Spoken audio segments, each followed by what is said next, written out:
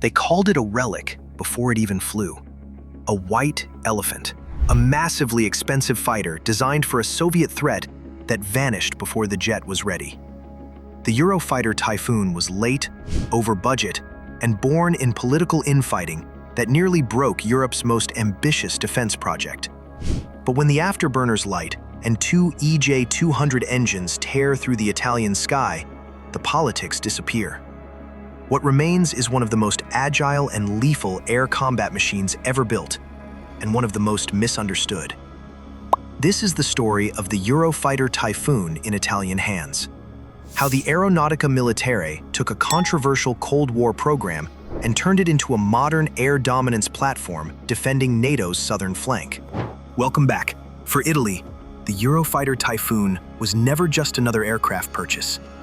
It was a gamble on national security and on industrial survival. For decades, Italy's air defense relied on the F-104 starfighter.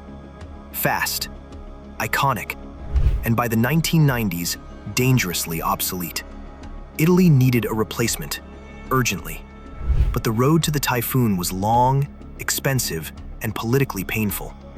From Leonardo's assembly lines in Turin to NATO operations over Libya and the Baltics, the Typhoon's journey has been anything but smooth. Was it worth the cost? Or is it still a Cold War design trying to justify itself in a modern world? Let's find out. To understand the Italian Typhoon, we have to rewind to the early 1980s. Europe needed a fighter that could survive against the best the Soviet Union had to offer. That requirement became the Future European Fighter Aircraft Program. Italy joined the United Kingdom, Germany, and Spain in what became an unprecedented industrial alliance. For Italy, this wasn't about buying jets, it was about building them. Italy secured roughly 21% of the industrial workshare, producing major airframe sections and systems.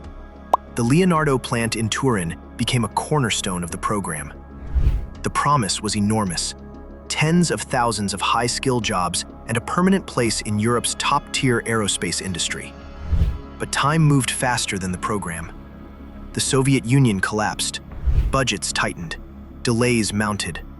Italy found itself in a dangerous gap: aging F-104s on one side and unfinished Typhoon on the other. So desperate was the situation that Italy leased F-16s from the United States just to defend its own airspace. Finally, in 2004, the first Italian Typhoon entered service with 4th Stormo at Grosseto. National pride returned, but skepticism remained. The Typhoon's development became a textbook example of how hard multinational programs can be. One of the biggest battles wasn't fought in the air, but on paper: the radar war. Germany favored a lower-risk derivative of an existing American radar. Italy and the UK pushed for something more ambitious: the ECR-90, a new European system. Italy backed the advanced option, arguing that a next-generation fighter needed next-generation sensors. They won, but the decision added cost and delay. By the late 1990s, critics were brutal. Why spend billions on a European fighter when cheaper alternatives existed? Why invest in air combat performance when precision strike and stealth were becoming dominant? The phrase, "white elephant," stuck. By the time the Typhoon was tasked with defending the 2006 Turin Olympics, many Italians were still unconvinced. The aircraft had to prove it was more than a beautiful machine trapped by its own complexity. Despite the criticism, Italy committed. The Aeronautica Militare ordered 95 Typhoons, delivered in progressive tranches, each adding major capability. Early Tranche 1 aircraft focused on pure air superiority, and here, the Typhoon excelled. Aerodynamically unstable by design and controlled by quadruplex digital fly-by-wire, it is one of the most agile fighters ever built. But Italy didn't stop there. With Tranche 2 and Tranche 3A, the Typhoon evolved into a true swing-roll platform. Italy helped integrate the Meteor missile, a beyond-visual range weapon whose ramjet engine makes escape extremely difficult. Radar and sensor fusion advanced toward AESA technology, allowing pilots to track air and ground targets simultaneously while minimizing emissions. The Typhoon wasn't stealth, but it didn't need to be. It relied on speed, sensors, electronic warfare, and cooperative engagement. The so-called Cold War Relic was becoming a modern systems fighter. For many critics, the arrival of the F-35 was supposed to be the end of the story. Why invest in a fourth-generation fighter when stealth aircraft will be becoming the future? Italy asked a different question. Not which aircraft replaces the Typhoon, but what role still needs to be filled. The Typhoon was never meant to disappear when stealth arrived. It was meant to work alongside it. In Italian doctrine, the F-35 opens doors. The Typhoon controls what comes next. With speed, altitude, payload, and raw kinematic performance, the Typhoon excels at airspace dominance once sensors and threats are already mapped. It carries large missile loads, maintains persistent presence, and reacts instantly through quick reaction alert. This wasn't redundancy, it was division of labor. Italy didn't choose between stealth and performance. It deliberately kept both. The turning point came in 2011, during Operation Unified Protector over Libya. For the first time, Italian Typhoons were no longer preparing for war. They were conducting it. Flying from bases in southern Italy, Typhoons enforced no-fly zones, performed air policing missions, and provided air superiority so Allied strike aircraft could operate safely.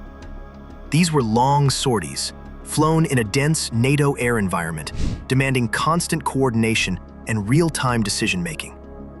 What mattered wasn't just performance, it was reliability. The Typhoon proved it could generate sorties day after day, integrate seamlessly with coalition command structures, and adapt to evolving mission demands without standing down. That lesson carried forward. Since Libya, Italian Typhoons have become a constant presence on NATO's front lines, rotating through Baltic air policing, intercepting unidentified aircraft near Allied airspace, and maintaining quick reaction alert at home. From the Mediterranean to the Baltic, the Typhoon stopped being a promise. Stealth didn't make air combat simple. It made it layered. Modern air warfare isn't won by a single invisible aircraft. It's won by networks. And this is where the Typhoon's relevance becomes clear. With its powerful radar, sensor fusion, and data link integration, the Typhoon acts as a forward sensor, missile truck, and command node in the air. It sees far, shoots far, and shares everything it knows. Speed still matters. Altitude still matters. Energy still matters. In a world of long-range missiles and contested airspace, the Typhoon's ability to climb fast, accelerate hard, and reposition quickly gives it options stealth alone doesn't. The aircraft wasn't designed to disappear. It was designed to dominate the space once discovered. And that distinction is why it hasn't faded away. The Typhoon didn't just reshape Italy's air force. It reshaped Italy's aerospace future. Decades of continuous production, upgrades, and sustainment created a generation of engineers, technicians, and system specialists who didn't just assemble aircraft, they mastered them. Radar development, electronic warfare, flight control systems, sensor fusion. These weren't theoretical skills, they were earned in service. And they didn't disappear when the Typhoon matured. They flowed directly into Italy's role in the F-35 program, into unmanned systems, and into the next generation of European combat aircraft now being planned. The Typhoon wasn't just a fighter, it was a national apprenticeship in modern air power. Long after its first flight, that may be its most enduring contribution. The Eurofighter Typhoon's story in Italy is one of redemption.